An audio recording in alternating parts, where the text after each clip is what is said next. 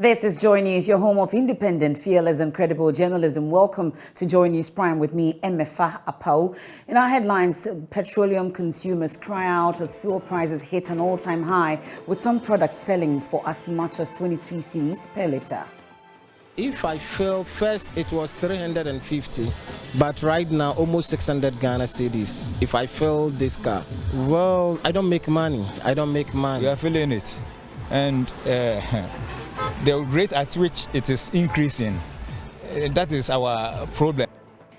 Oil marketing companies are meanwhile justifying the increase, but what is the status of the government's plan to import cheaper fuel to ease the plight of consumers? We're going to have the team come and be available and provide those answers. Okay, when will the team there's a whole available? schedule that will be rolling out of who comes on Monday or Tuesday or Wednesday to provide all of those details. I don't think that we would expect that we dump it all together at a go. We have details of that. Plus, mothers have had to alter their menu for Christmas festivities to fit the harsh economic conditions. That's coming up in our Living Standard series. Wow.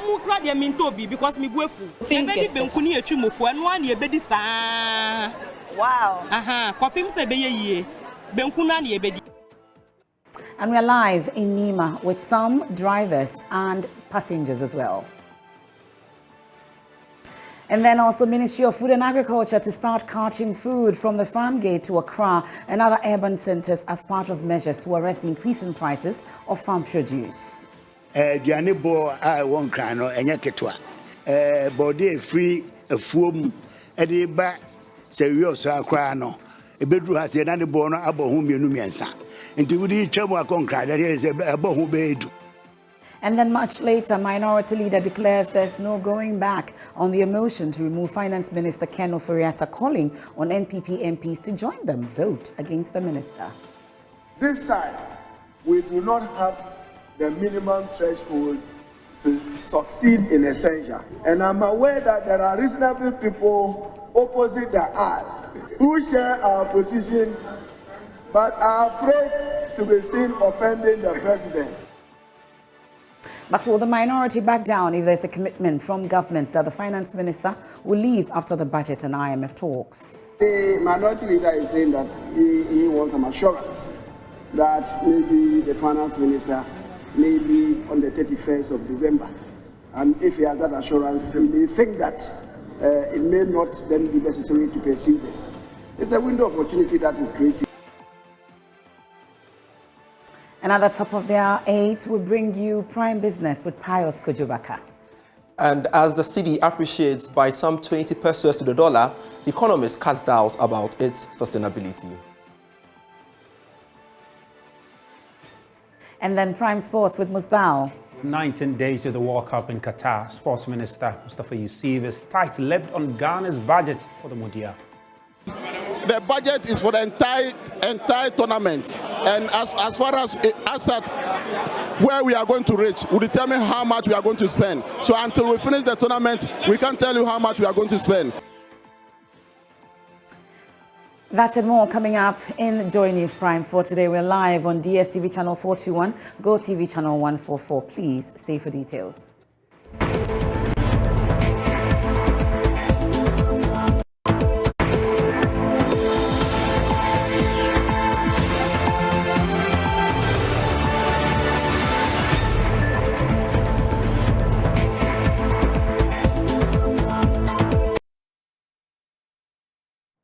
Many thanks for staying with us. Now, some oil marketing companies have increased prices of petroleum products at the pumps. Petrol and diesel prices are going for an average of 18 and 23 Ghana cedis per litre from the previous prices of 15 cedis and 19 cedis per litre.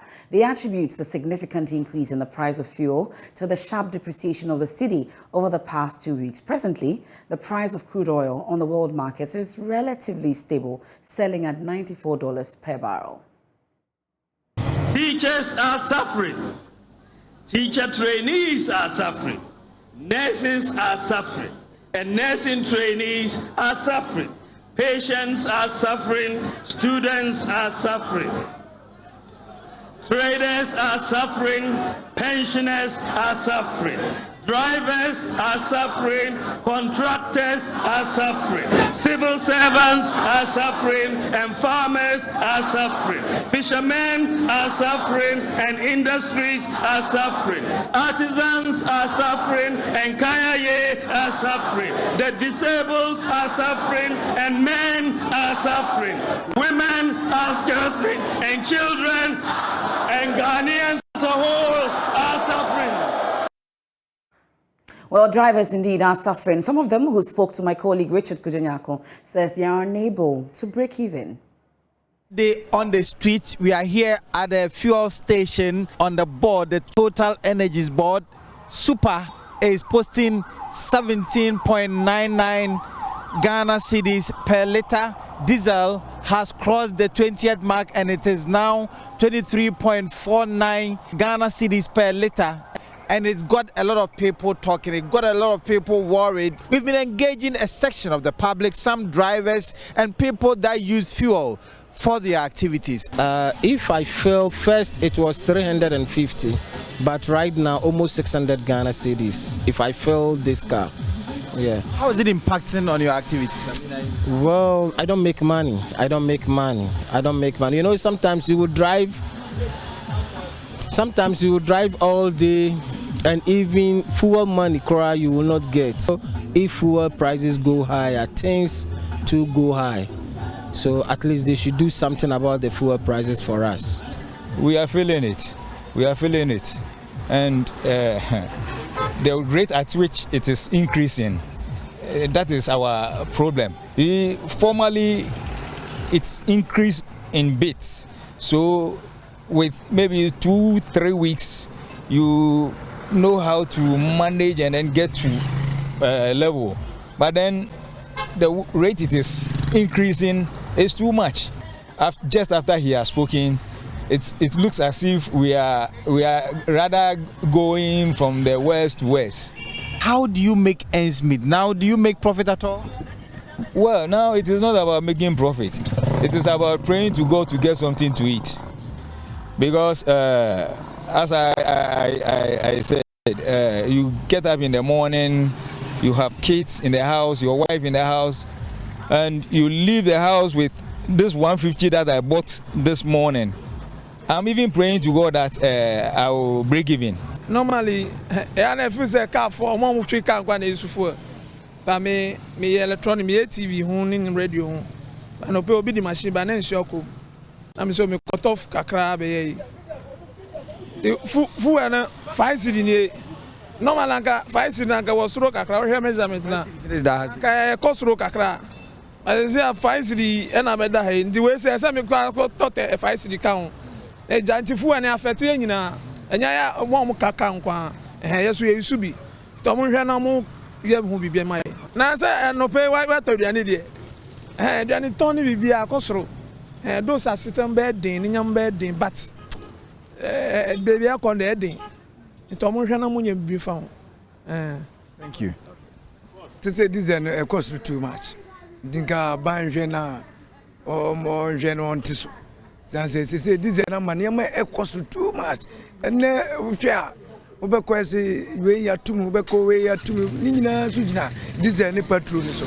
Because this is a conformer and BBA so conform. And the pure crab tokra, necessary pure for crowd, only 50 pesos. And they say near my cost to do. They say to me, Yanya crowd. Why you grab a crass? And Taban Jamae now on to design so. Yes, idea. Sending near my corner. Eating. I must tell my thing. It's say, Obe Diza Mabel Tokra, just say, Mikra Raho. And to me, Nuhana, ever son. They say, Scans who knew a mime. We age Maso and Coso. They said, Trot Rock Red Macrade, just say, Oh, Nuhana. Uto Diza 1 gallon, and now 2 gallons, Unrani and Asa. Some drivers this morning. Now, let me take you to Nima. You know, one of the busiest cities in Accra. And my colleague, Samuel Kojo-Brace, is standing by with some people who mentioned in the sound that you just heard that they are suffering and that the situation must change. Samuel Kojo-Brace, so far, I'm sure in your preliminary interactions, what has come up?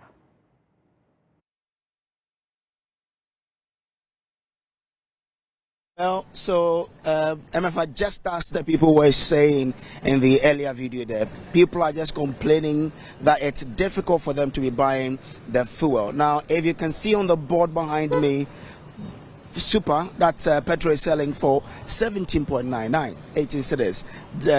Diesel is 23.49. The sentiment is that, look, things are too difficult for us. For people who run passenger services, it's difficult. You cannot even think about profit. You only have to find out whether you can get something to feed the home, and that's it. Let's try and then find out from the drivers themselves how this is really hitting them. Chief, I'd say. Yo, Masa. And you want to say? Oh, yeah, then you say. Now, for whom sense? Oh, I did the baby. I say, yeah, woman be. Yeah, fan abutere. Bibia eba, I say, yeah, fan abutere. Obia, ade tisenu. Present, onye, se wa ye ni paboni. Ba amu chinu. Amu na yes and yede. Ye amu iye. What I say, I did the Amukano and a present so obey them, also obey the Archie. Sisi and Desenu, a full as some say, I have felt it or be I felt it. And then we must have before best start Jimano. What is scam me 2.5 may start and to know officer Mama Yim blame president, but what were Jumano fuel prices quite bad so therefore so impact on war and then send you to me chef any idea. Fuel as but the present Kabia and one Amufe Amube fan. But yes, the present so no on share fuel Nasam, no so one boy. Now one Canadian one boy the whole everybody. Our country no more. Yes. Okay, thank you. So he says that you cannot entirely blame the president for what's happening. The fact that the increment or the fuel prices are increasing is just something that is a global thing, and that whatever the president said is something we need to work with to ensure that we do get out of this situation. Let's try and engage more people here to also get their thoughts. Chief, how are you doing, sir? I'm fine, sir. We've heard Ghanaians saying that price of fuel is going up. It's been difficult for you as an individual. How is it like? It's obvious. It shows on the board. Formerly, I used to buy less, but now I have to add more money before I can buy minimum like 4 gallons, which costs me a lot of money. So I'm feeling it because I use more money to buy less thing, which is very bad. So in terms of real impact, at first, how much did you buy or how much did you spend in buying 4 gallons? Today, how much are you spending? Okay, at first I used to spend about 150 cedis, 200 cedis maximum to buy about 4 gallons. But now I have to add more, like it's about double of that price. Double of that price. Yeah. Interesting. Thank you so much, sir. So let's try and get more people. Chief, I'll come to you. Let me get a thought of our mother here. Ma'am, how was it like for you in terms of the increment? Very tough. Tough pa petrol gallon back almost 20 friend saying 200 cedis. Enye kra omumpe bibi nye ye bre enye kra. My brother, we are suffering too much. This one we cannot even say anything about it. It's just too much for us. In terms of impact on the home, how was it like? Also not good at all. At all. We me see efie kura ebru petrol we asem because duane awokwa koton kora ofie minim dia meka fampo enye ye bre. Then I also say aban onye bibi embua ye na omunti petrol ni su kakra onye bibi kakra mayen on just bibi no fanye bibi mayen yewu. So he wants the president and by extension government to do something about this situation because look, things are difficult, things are hard for them. Chief, how are you doing? I'm fine. Do you drive your own car? You run a passenger's car? No, I have a taxi here. And okay, yeah. So in your work as a taxi driver, how was the fuel increment impacting on that work?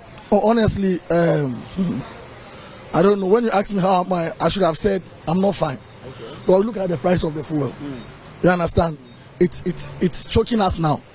We can't do anything now because we need to park and start walking or even jog or even buy a bicycle if we can afford it. Things are very, very tough. Things are very, very, very extremely tough. How much were you initially using on fuel in your car? How much are you using now? Roughly a day I can use about, because it's a Matis car, probably 1 gallon. I'm okay. But now I need to go probably 1.5 gallons or 2 gallons. And it's shocking me, honestly. Before you realize all the money you have has gone into fuel. What do you have to survive with? You have family, you have kids. You know, things are being increased left, right, and center. So, my brother, everything is very, very tough now. Things are very, very tough. So, how are you? What's your striving strategy or your coping strategy?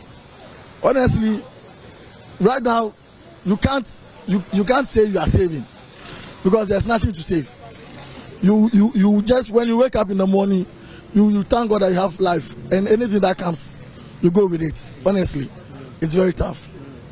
So there you heard from the drivers themselves. Things are really tough for them.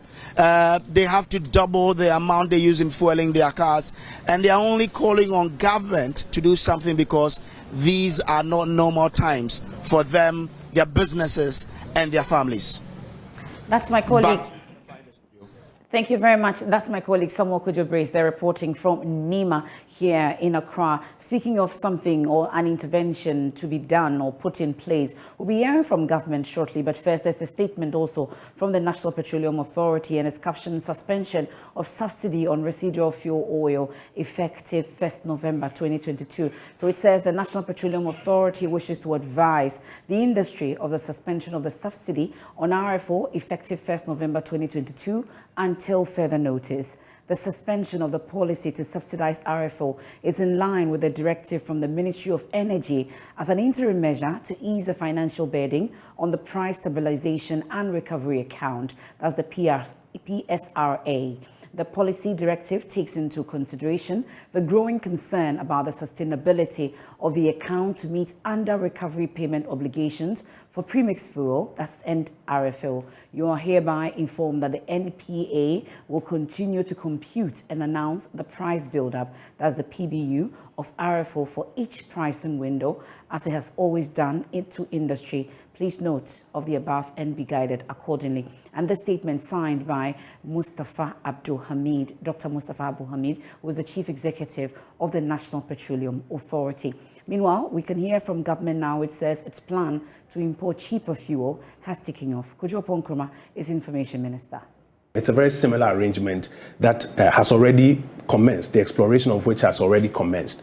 And I'm expecting that in the coming weeks, the MPA, the Energy Ministry, will have the opportunity to provide the details. But here's the question that I think we should start off by asking. What is causing the cost of living challenge that we face today? A good chunk of it is fuel. Fuel prices have gone up. We did a budget of $64 per barrel in 2021 November. By February this year, a barrel of crude oil had gone up to about 100. In fact, by February, March, had gone up to about 110, almost doubled. I'm going to let the Energy Ministry and the MPA provide you all of those details. Okay, so do we know that as of they now? have already started some work on it, even in the weeks gone by. Traveled out, met some of the other sovereigns and some of the other sources. So we've already been out of the country engaging with that has already started. Possible suppliers. That has already started. And we have assurances that we'll get it at affordable price. I'm saying that the work has already started. I will want them to come and put out those details. But what I'm saying to you is that the president identifies as a high-level solution this. When will this... And we can mine the details with the specifics. When will this affordable petroleum arrive at the pump? As I mentioned to you, we're going to have the team come and be available and provide those answers. Okay, when will the team? There's a whole schedule that will be rolling out of who comes on Monday or Tuesday or Wednesday to provide all of those details. I don't think that we would expect that we dump it all together at a go. We have to take our time and carry the country and everybody along. So that is item number two. We haven't, just a second. Yeah. We haven't fixed a date yet where we get, because this, you say it's... We haven't fixed a date yet. A date for the explanations and the So we have a whole specifics? schedule. Okay. The address was only last night. I know. Today, I'm going around providing I know. I'm asking. and I'm asking saying specifics to you, about. Those are available. We will make them available. Okay. And But I'm asking when. Do we know? I'm saying that we'll publish the schedule, and then you will know when everybody appears. Okay. Well, the only option would have been public transport, but we can hear from the Metro Mass Transit also. They say the increase in fuel prices, as well as the high cost of spare parts, are affecting the operations of the company. The Corporate Affairs Manager of Metro Mass, George Krobiasante, says the alternative for the public during high fuel costs and harsh economic conditions would have been the public transport system, like I said, but the lack of funding for the company is making things rather difficult. He says the Metro Mass Transit, in spite of the fuel price increases, has not reviewed its fares for the past 2 years. Richard Kujonyako visited the Metro Mass Transport yard and interacted with management of the company. This is the Metro Mass Transit's main office here in Accra. In the wake of the fuel prices, there are many conversations about an effective public transport system. How effective is our public transport? The Corporate Affairs Manager of Metro Mass, George Krobiasante, to discuss with him how this place is being run, whether they have an effective fleet, what challenges do they have? We know the kind of situation we all find ourselves these days, and the rampant increment of fuel and petroleum products prices is affecting everybody. It's affecting travelers, it's affecting everybody, market women and what have you. So it's about time we need to pay serious attention to public transport such as ours. And for instance, in Metro Mass, since these fuel prices started changing, we've not reviewed our fares. It is now that management we are looking forward to actually also up our fares a bit so that we can keep the company running. Because other than that, there's no way we will be able to keep the company in business. Within this year alone, there have been, like, if I'm not wrong, fuel or petroleum product has changed for like consecutive number of times, not less than 5 times. And we've not reviewed our fares. We're still taking the old fares. And when, most times when people are talking about transport, we make it appear as if we are only affected by a change in prices of just fuel. Fuel is just one component of our operation. We have other components such as lubricants, the oils we use, spare parts, and all of these things have gone up. Every aspect, every component of our operation have gone up. So we are at this time we are calling on the central government to actually pay serious attention to Metro Mass, because when we get to a worst case scenario, or in a worst case scenario, I mean the only or the proper or the alternative means of transport will be the Metro Mass.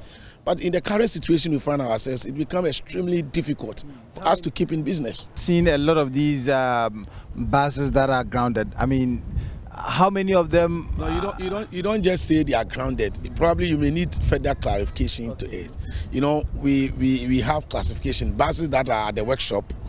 Some are for minor faults, some are for routine maintenance, and for us, as part of our operational guidelines, anytime a bus comes from road, we take the bus to workshop to actually check the other parts to see whether the bus is fit for the road before we put it back on the road. So most of these buses you see over there are not buses that are grounded. These are buses, some of them are due for routine maintenance, others are for minor stuff, and those ones that are for major kind of maintenance, those are parked just behind. And most of them, some of them are not even parked here, they are at New Plan. The increases in fuel as well as spare parts and the others, how seriously is it affecting your business? It's seriously affecting our business. This one, I wouldn't like to mix words. Like, I just don't want to downplay the impact it's getting on our operations. It's not easy at all. We are already having a policy that requires us to charge from between 25 to some instances 50% less. And it's a matter of policy. We are a pro-poor initiative. We are not in for profit. We are not charging competitive fares. But at the end of the day, we are supposed to also break even so that we sustain the business. But as it stands now, we are not making even a quarter of what we pay for fuel. And I know in the coming days, if you should hear Metro Mass increasing our fares a bit, I believe well that our cherished travelers or the commuting population should not be worried or be surprised. And now it's obvious that escalating food prices continue to rock the budget in Ghanaian homes, and the trend doesn't seem to be easing anytime soon. At the Makola market, oil and rice prices have doubled, such that mothers are adjusting the menu ahead of Christmas festivities to accommodate their diminishing incomes. We have our Living Standard series. Bernice, a mother of 6, is dazed by the rising prices of groceries at the Makola market. She came from Pokwase to get some items for her home, but realized her budget of 1,000 cedis could only buy a few items off her list. She's upset and vents her frustration. I got closer so I could listen to her.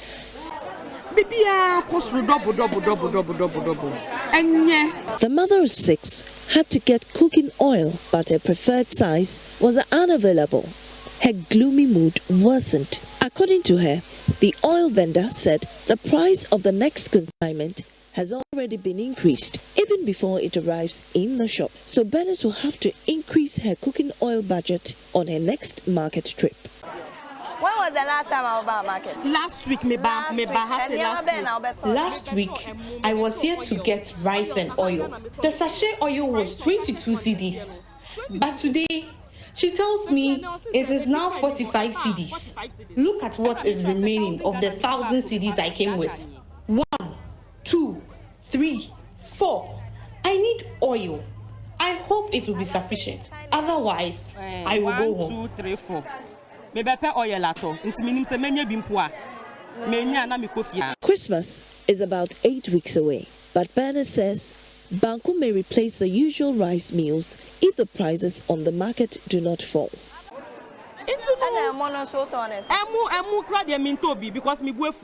Now, rice is expensive, so I am very angry. As for this Christmas, unless Akufo-Addo and Bawumia do something about the prices, we will eat banku and pepper until things get better. Wow. I bumped into Mabel Mensah, a 46-year-old single mother who is at her wit's end. She was yelling at the traders to cut down their prices.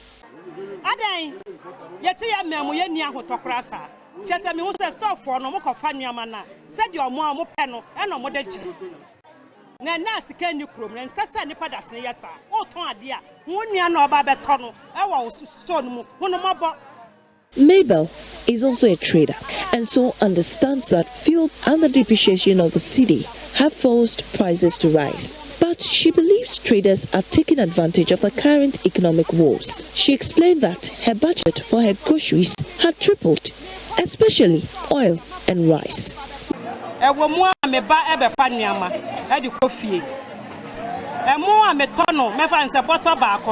used to buy a small bottle of oil for 70 Ghana cedis, but now it is 270 Ghana cedis. What the shop owners are doing is not good. Even if it is the dollar, you cannot increase the price over 200 Ghana cedis. Why? 250 cedis. Just I'm working to say. Victoria claims she hadn't increased her prices for a month because of her customers. But then the prices keep soaring. Victoria quotes her prices to us. But 4 months ago, na anwa gallon. 450. Say no. 10 gallon we no. Wait. 950. 950. The gallon of oil now costs 950. This was 220. But now 400. We are told it's the dollar. Everyone says dollar. Tomatoes is dollar. Okro is dollar. Kontomire is dollar. They need to fix it. And those say dollar. Meko say dollar. Jene say dollar. And Kuma say dollar. Kontomire say dollar. Into omun share say dollar no. Na amani nyina akosu sana. Omun share no munye.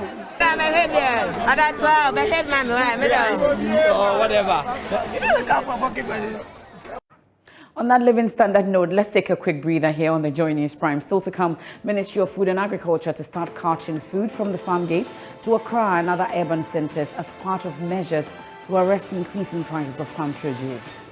Diane bo I won cry no enye ketwa. Body free a foam e ba se wi oso akra no. E bedru ha se na ne bo no abo ho mienu miensa. Nti wudi twa kon cry there se abo ho be edu.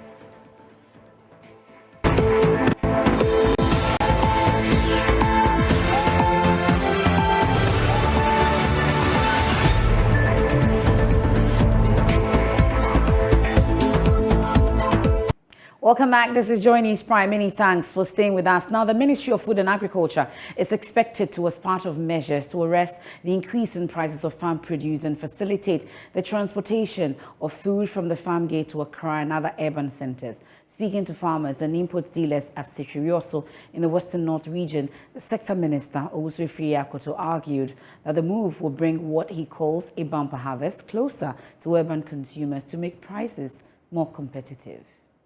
The Sekirioso area of the Western North region is touted as a large-scale plantain growing community aside cocoa. After engaging the farmers on the tour, Sector Minister Owusu Akoto says the ministry will now be directly involved in the purchasing and supply to consumers and the special program aimed at price stabilization. Diane bo I won cry no enye ketwa. If you say mumu ba ko kasa no say free body free a foam e ba se wi oso akra no e bedru ha se na ne bo no abo ho mienu miensa nti wudi twam akon kra there se abo ho be edu na sanso na esie nti wo mo nkra no gidi se aduane ni ho aduane de ho bebre se de mo. The price of food in Accra is so high. One of you said the price of plantain from the farm gate to Sekirioso here increases about threefold. How about when they are taken to Accra? That can increase by tenfold. So those in Accra think there is no food, but there is a lot of food around, as you know. We only have to ensure that we get the price reduced for the people in Accra. So the ministry from next week will transport food to the ministry to sell to the people there. Ministry of Food and Agriculture. No abeto na we who say Western North for and move feeding craft for them. The minister pledged government continuous support to deal with the issue. We can't yapamo na kwan bi ebefa so a enso amaka che no ye be mana bemu na musuma dwuma na si akosoro no me hyemobo se ye be amamo. Now, one of the main stakeholders of the value chain that will be affected by the move by the Ministry of Food and Agriculture are the food suppliers themselves. Edward Kariwa is the General Secretary of the General Agricultural Workers Union, GAU, and he joins us via Zoom. Many thanks, sir, for your company, sir, here on Joy News Prime. So you've had the announcement from the Minister. Would you say that's welcome news? Well, it's supposed to be a welcome news, but what is welcoming about it when it cannot be done? Because he's not telling us how it is going to be done. Did I lose you? Because he mentions that the government is going to facilitate it such that the food from the farm gates will be made available to Accra and other urban centres, and by this, prices will be more competitive to reduce what we see on the market. And you say that's not enough?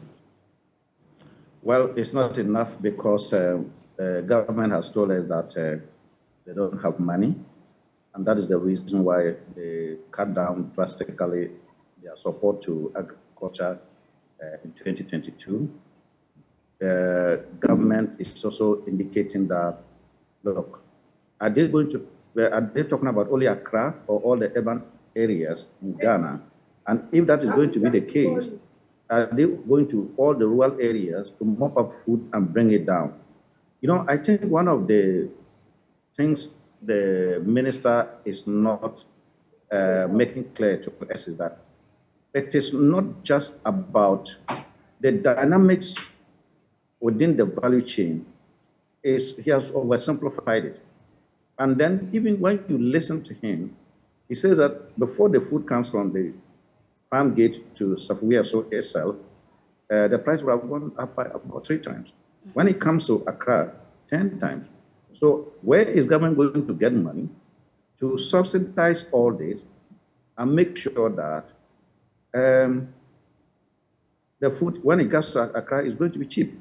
So this is an exercise that we are not too sure about its success. And because we are in crisis, it will not be the time to do try and error exercises. What then will be the way out of this situation? Because as we speak, I've heard news after news, concerns being raised about consumers, about food prices, amongst others. What then can be the alternative? What can be the way out of this situation then? Well, we have little we can do. What we can do is what we are not ready to do. The cost of bringing the food from the rural areas to Accra or the urban areas must come down.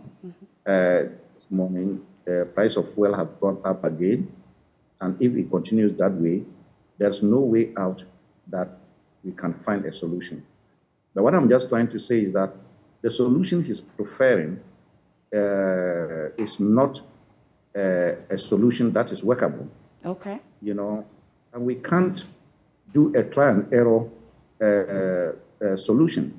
And more importantly, just some few days back, the president spoke to us and he said, we are in it together. We should rally behind him and solve the problems.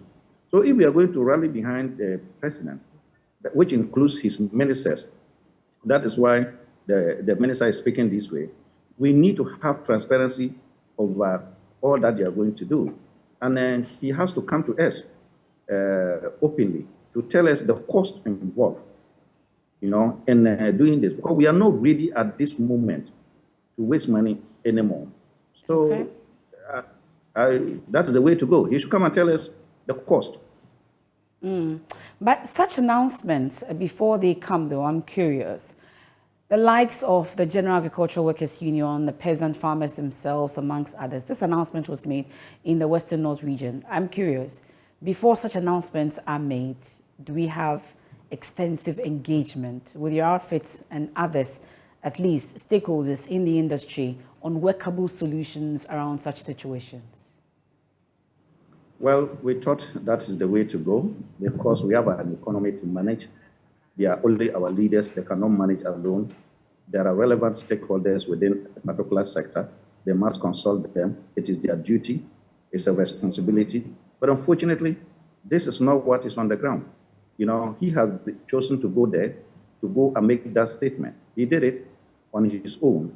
And I don't think that he has consulted the peasant farmers or any other group. But he has gone to meet farmers. He has the right to meet the farmers. And he has made this statement. Now, what we are seeing is that we are calling on him to show us how much it is going to cost to do this. Because is it going to be a nationwide? Or also, how long is it going to be done? Is it for 1 week, 2 weeks, or 2 months? Or how long is this exercise going to end? Because so that we will all be satisfied, and if we have suggestions to make to him, we will do. But as it stands now, we don't think that it is doable. Okay. We're grateful. Thank you so much for your time. That's Edward Kariwa, is the General Secretary of the General Agricultural Workers Union there on the announcement made by the Agric Minister on carting food from Farmgate to Accra and other urban areas to reduce the prices of the cost of these foods. But let me take you to Parliament now, and the minority there say they will not back down on the motion of censure seeking to remove the Finance Minister. The motion, which is currently listed on the order paper, is a notice that will be ripe for a debate next week. Parliamentary correspondent Huekwa Sante has the rest of the story. Speaking on the floor of the House, Minority Leader Haruna Idrisu declared that the side will see the motion to its logical conclusion and called on the NPP MPs to support the move. This side, we do not have the minimum threshold to succeed in a censure. But I'm also well aware that voting on this matter will be secret and will be by secret ballot. And I'm aware that there are reasonable people opposite the aisle who share our position but are afraid to be seen offending the president. Mr. Speaker, as for this motion, I am determined so long as I live and I'm alive. And I've issued a 9-line whip 3 times 3. All my members, even if we are defeated on this motion, we will be defeated in honor and in dignity, standing with the Ghanaian people who are suffering. Responding to the minority leader, Majority Leader Osei Chairman Sabonsu said they will continue to dialogue with NDC MPs to find a common ground on the matter.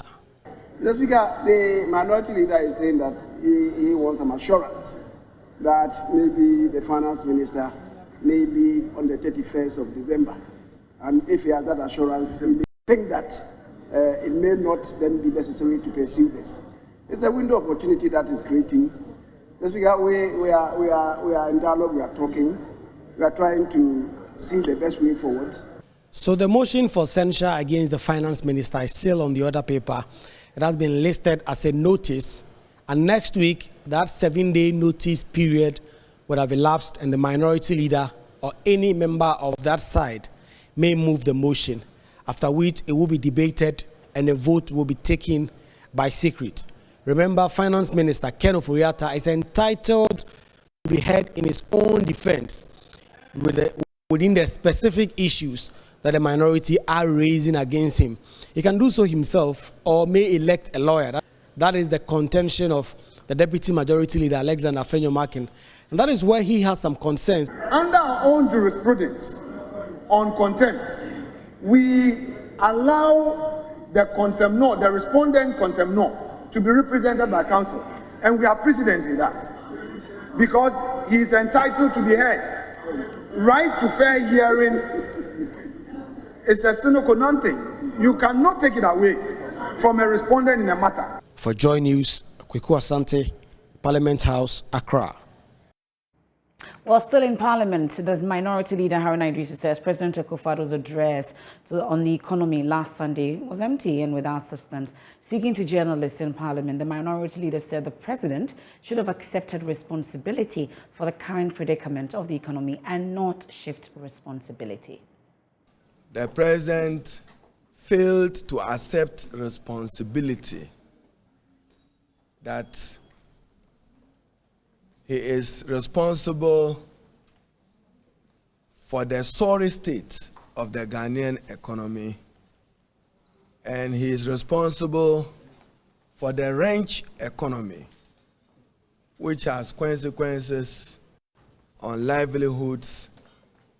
Poverty has exacerbated, cost of living have gone high, cost of doing business high, many businesses are folding up. Some industries are now rerouting their investment into neighboring Ivory Coast and other countries because Ghana is no longer the investment haven as it should be. You heard the President state categorical that borrowing the highest in the last 50 years. What he failed to add and what he should have added is that I borrowed more than any other head of state and president in the last 50 years. And those of you who listened to Genevieve of the IMF, you recall a few months ago when the IMF and World Bank, particularly led by its managing director, was again categorical that they didn't see anything wrong with government policy. We now state that there's everything wrong with Nana Addo Dankwa's government and his economic management team. Well, he also took on government for what he said was its reckless borrowing. He said the president's claims that there will be no haircut on investments is false. Borrowing is a policy. You decide to borrow, and you decide how much to borrow and where to direct the borrowing as an investment. So if you now borrow to the level of debt distress, to the level of unsustainable debt, to the level that you are now talking about ratio of 105% of GDP as your debt level, and then he, Nana Addo Dankwa, the President of the Republic, added that he hopes that Ghana's debt to GDP will improve to 55% of GDP by 2028. We ask the question, where will he be? Where will he be? Even though we are not convinced that he can even manage this with any superior debt strategy, as was done by John Dramani Mahama and the NDC. You all recall his State of the Nation address, the first of his in 2017. He said 120 billion was colossal. So to mark his words, 450 billion borrowing is not colossal. He also said that, and the ladies and gentlemen of the media, mark my words here, President Nana Addo Dankwa, in his attempt to rebut President John Dramani Mahama and our ranking member, the Honorable Atu Forson, on debt and its management and sustainability, dismissed the argument of a haircut. He was categorical that there will be no haircut. Well, I'll take you to the Upper West region now, where a family of a man who was hit by a stray bullet allegedly fired by the police during last month's demonstration by some residents of Wa want the Interior Minister to independently investigate the issue. 14-year-old Ibrahim Hafiz was returning from the mosque when he was shot in the left shin and rushed to the Upper West Regional Hospital, where the leg was later amputated. Father of the victim, Ibrahim Saleh Afiribu, says they feel neglected. Rafiq Salam has more.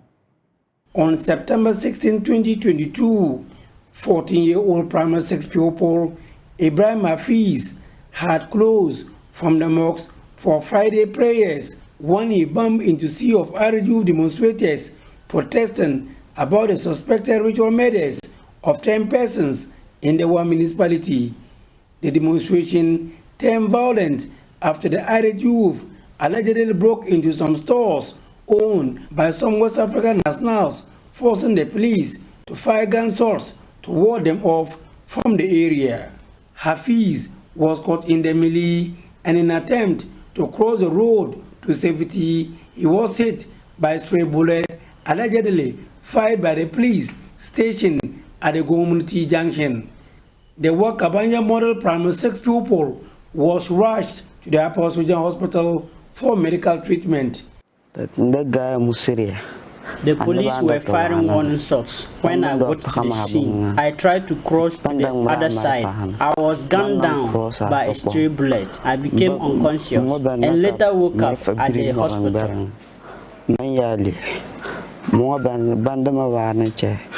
Medical Director of the Upper West Regional Hospital, Dr. Robert Amesia, painted a mental picture of the condition that Hafiz was brought to the facility.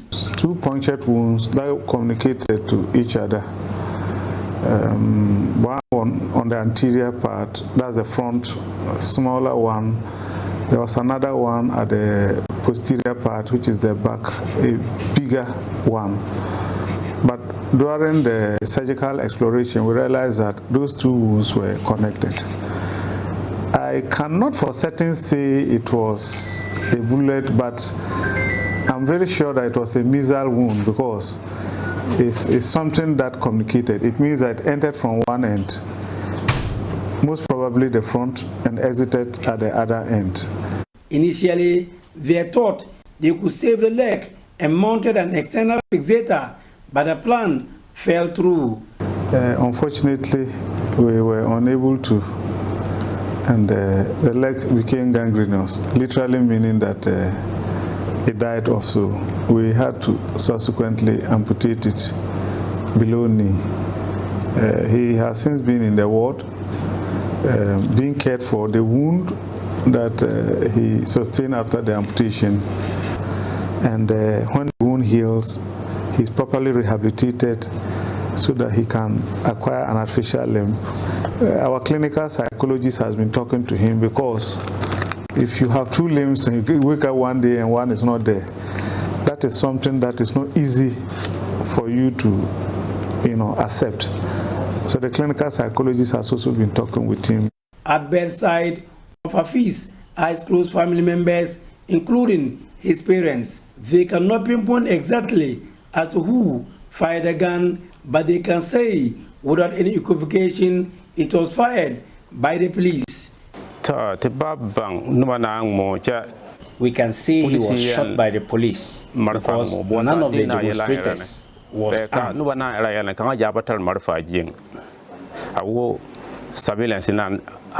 was the police who came to chase them away that were armed, and they shot him.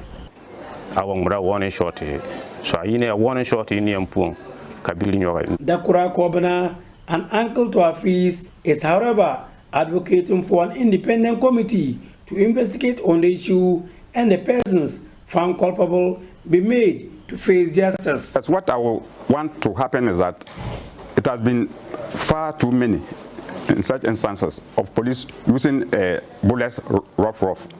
So I would like them to actually come in and they investigate it and let us adequately be compensated for this wrong, because there are too many of such things happening in the country. The responsibility of footing the medical bills has been on the shoulders of the parents, a huge drain on their irregular source of income. His father, Ibrahim Saleh Ferbo, is a mason, and the mother, Afisa Ibrahim, is a petty trader at the Wadeli market. They have since paid over 5,000 Ghana cedis for the medical bills. It is the wish of Hafiz and his father that the former should be supported to acquire an artificial limb and continue with his education. If they could help by giving scholarship package to him to continue his education, and also help acquire prosthetic legs and his movement. Ever since Hafiz was hospitalized, leading to the amputation of his leg, he has not gotten a single visit from the duty bearers in the region. They felt neglected and left to go through this ordeal alone. The parents of Ibrahim Hafiz are saying that they would like to know what actually transpired on that fateful day, and would like an investigation to be conducted by the Interior Ministry or the government so that they will know the truth or otherwise of the matter. It is only when the truth is told that they will be at peace with their God. Reporting for Joy News, Rafiq Salam. And that's how we wrap up today's edition of Joy News Prime. At the top of the hour 8, we have Pius Kojobaka with Prime Business. There's more when you log on to myjoyonline.com. I am Emefa Apawu. Many thanks for your company.